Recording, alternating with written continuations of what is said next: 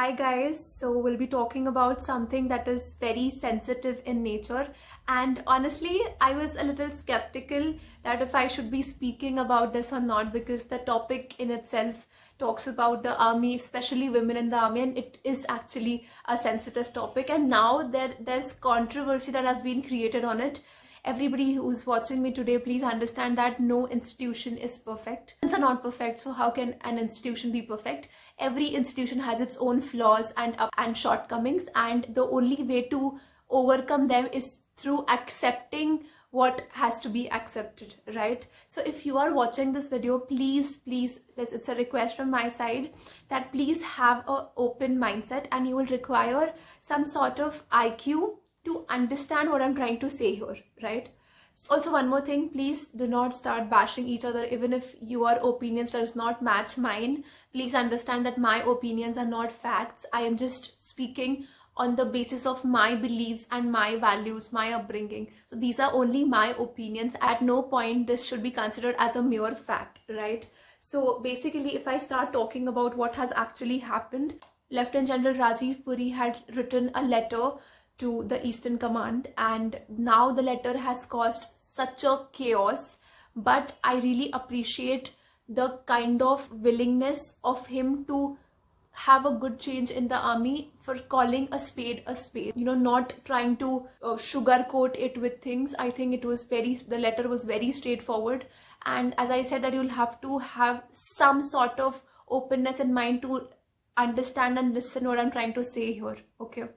So I am a woman myself. I have due respect for women, and I want women to rise. I want them to do good. I want them to achieve everything that they want in their lives. But at no point I want to sacrifice the national security or my country's security in the name of gender equality. And I know this is a big thing to say, but I'm sorry, gender equality doesn't exist, because we as men and women, we are not equal. We are different, and I don't understand why women out there wants to be equal, in a sense that you want to be empowered. Because I personally feel, and again, these are my own personal opinions. I'm not saying that what I'm saying is the truth. I'm saying this is what I feel about this. Okay, and I genuinely thought that if I do have a platform to speak about something that is so sensitive in nature, I should be doing this. So what I was trying to say is that you don't have to be empowered. I mean, an organization, as women, I feel we are already so empowered. I don't need an organization to empower me. Okay, that's the first thing. I don't need to prove somebody that I am better than you, because I'm already better within myself. So I don't have to keep proving myself all the time. And you know, being a secure woman myself, I know what I'm of value. I know what my credibility is. And at no point I would say that, okay, if I do this, or if I'm going to get to do this, then and then only things are going to work for me. I think when we talk about an institution like the army, we have to put the nation at the core center, and everything else has to be secondary. So I feel instead of putting gender equality in the center and then putting our country, I think it's a little sacrificing for the country itself. Done what is best for the nation and not what is best for a certain gender, may it be male or female. I'm not talking about specifically females here. You know, what should be done is specifically for the country only. Now, please understand that there are a few careers, there are a few roles which can be nicely provided or paid well by women, and there are certain roles which are so called meant for men. And there is, again, nothing wrong with it. We have our own gender roles. We have our own biological system. And if you want to challenge it and then you want to go ahead, there's nothing wrong in it. But what I'm trying to say here is there are certain roles, as in nursing or the cabin crew, where there is a lot of female dominance, because the career that demands it, the woman can give it. Okay. Here in the army, the career demands more of leadership, more of the physical strength, which the males are actually good at. I'm not saying women are not good leaders. You should see my mom, she is an amazing leader, but I'm saying leadership with the physical ability to do things. Now, there are a few things that were mentioned in that letter. Talking about it one by one, first was mentioned lack of empathy among the soldiers. So, lack of empathy, the first thing that actually stood to my mind was that women are so empathetic in nature. I mean, if I see the women who are there in my lives, and if I see myself as a woman, I think women are the most nurturing and loving and empathic creatures on this planet.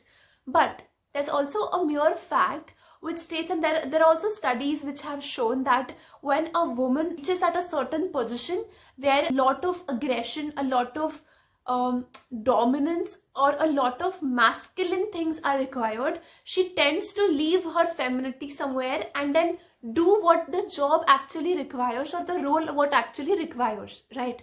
So she can still be loving and nurturing, but in her own space. But then when she's at workplace, she has to be that way because that role demands that, right? So maybe what he was trying to portray is that the lack of empathy, I don't think that is coming out of women.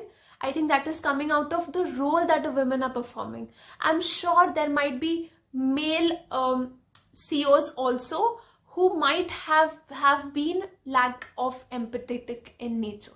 So I don't think this thing, personally speaking, I think this thing is not gender based. I think this thing is more role based.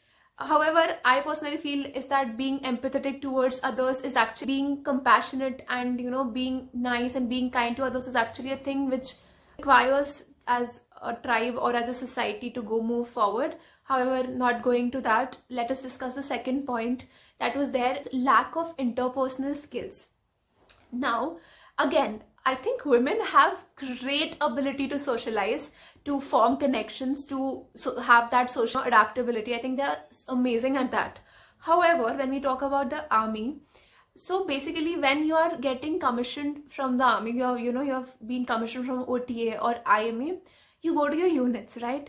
And then you spend some time with your men. You don't directly, rise as a lieutenant, but you share some time with your men. And I think that is the peak basic point where the connections are actually formed with respect to you eat with them, and you are actually trying to understand where they're coming from.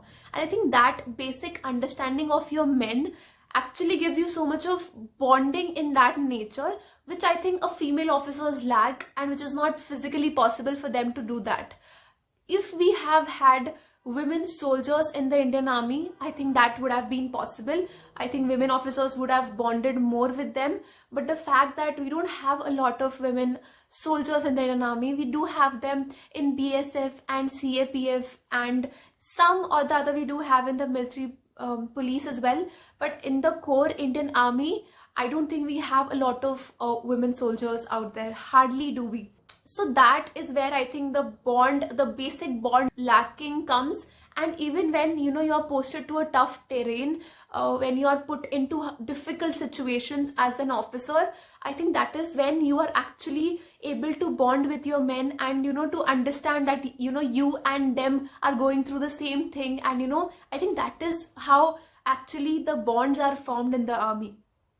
Again, this is something that the women might be lacking at, the fact that they are not posted at certain areas, at certain terrains, at certain places, which again is physically not possible for them.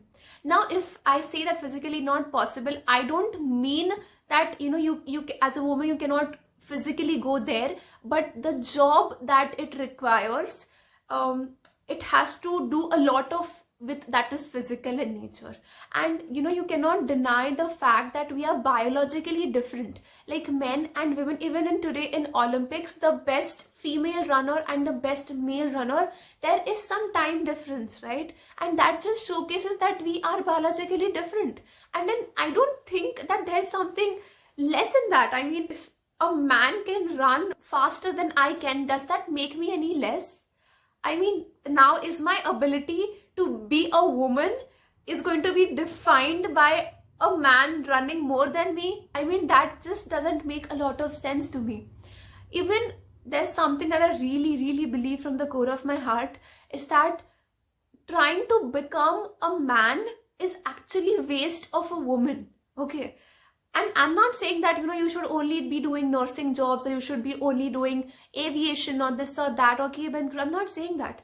I'm saying, please understand, please take a step back and understand that you're physically different, and at times when physical structure is going to come along, you cannot sacrifice the sanctity of the nation. If there's an operation that is going on and there are 10 men and 10 females, would you choose a man or a group of men or a group of females? You will obviously, most of you will obviously choose a group of men, right? Because that task requires that physical thing to be done, and that has nothing to do with women as the gender, right? So I think this is something that we don't understand, or maybe we don't have been shown this perspective, that, you know, it's okay to not be physically stronger than men. It's absolutely fine. We are better at so many different things, at organizing, at, you know, handling finances. We are absolutely amazing at management. I do feel that women in ASC and AOC can do amazing job than they can do in the RT or infantry. However, they've not been inducted in the infantry yet. But to be said, I think they can do a much better job here, because they're naturally good at this and not that.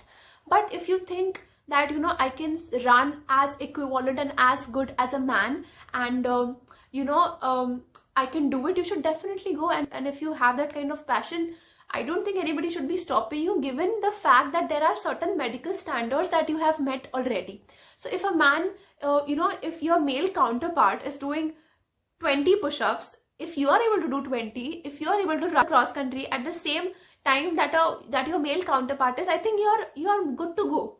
But my friend, you're not able to run that much if you think that being a woman yourself, your body, and, you know, I personally feel is that as a woman, going against your body is not something that I would do to myself, honestly. Like, your body tells you when you have to stop. Very much of that person, that if my body tells me, if my intuition tells me that this is not good, I'm not going there, I am not going there. No matter whatever it takes, I'm not going there. So I think we do have those capabilities inside of a woman.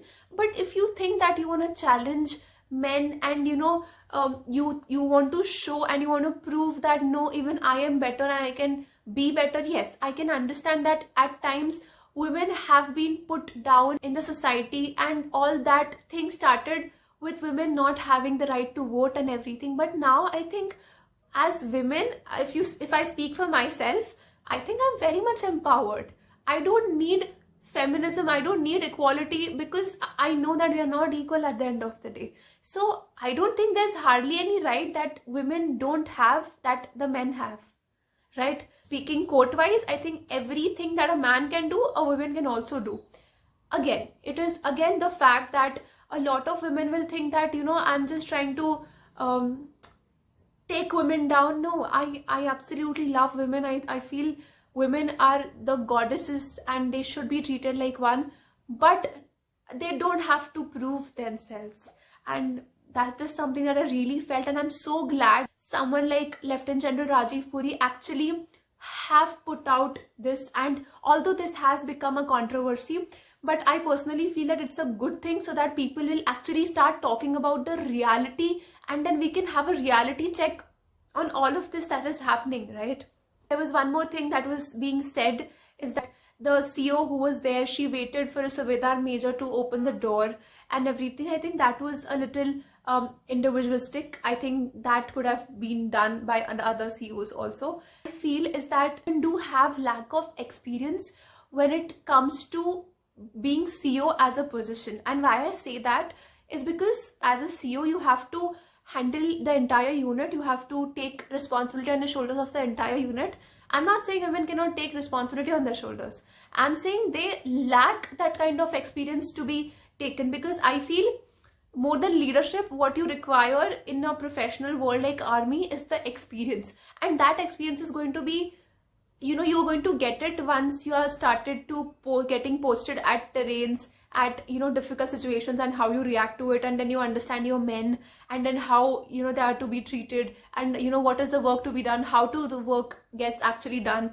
And you know, the fact that he also mentioned that, you know, she used to not, I mean, women in the commanding post did not give them leaves and all that. I also feel the fact that, you know, it just comes with a lot of experience. I'm not saying they're inexperienced. I'm saying that the experience that the difficult times, you know, will give you, the difficult terrains, the difficult postings that will give you, is not something that you will get by sitting in a peace posting, right? And that is purely, again, my opinion on this. At no point I respect, and I have due respect for women who are there at the commanding posts. I think they are doing an amazing jobs out there. But I do feel that these are few things that we face as women, and we have that kind of barrier when it comes to, because cannot be posted at a tough terrain, because that terrain, see, it's a very, very simple thing, and not to just complicate it. Anywhere you go in this world, you have to understand that respect is given, and you cannot buy respect, right? So for men, how will they start respecting you, right? And please understand, soldiers are mostly, you know, even their recruitment is done on the physical basis. I hardly think that there's a UPSC level exam that they give. You know, they must be giving some sort of written exam, but I feel mostly they are on their physicals, right?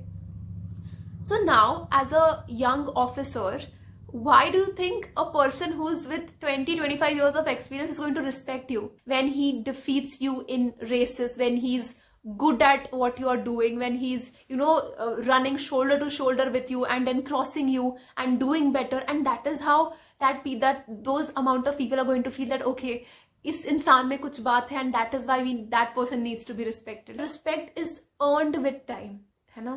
You cannot buy that respect, you cannot ask for that respect. So even then, I feel that when we talk about lack of empathy, when we talk about the fact that women have to prove themselves every time, I think that it all starts from the very beginning, where you are posted as a lieutenant. And at the end, the only thing that I would like to say is that, you know, whatever the decisions are made, I want the decisions to be made on what is best for my country, again, and not what is best for a gender. I don't want, yeah, I mean, okay, good that, you know, women equality and all of that is fine. I'm not saying it shouldn't be there. It should definitely be there. I'm so much against female infanticides, and, you know, I do not appreciate the fact that, you know, India has become a rape capital. But I don't want to sacrifice the sanctity of my own nation because of these mere fights, right? And I don't think this is very difficult to understand also. I'm sure that a lot of people may think that, you know, no, you know, women should be getting rights and all that. But at the end of the day, you tell me, there's a war-like situation, and would you not want the best of your people on board? Like, if you're giving the presentation of your lives, do you not want people who are right for that job? I'm not saying women are not right. Please don't take it wrong way. I am not saying women are not right.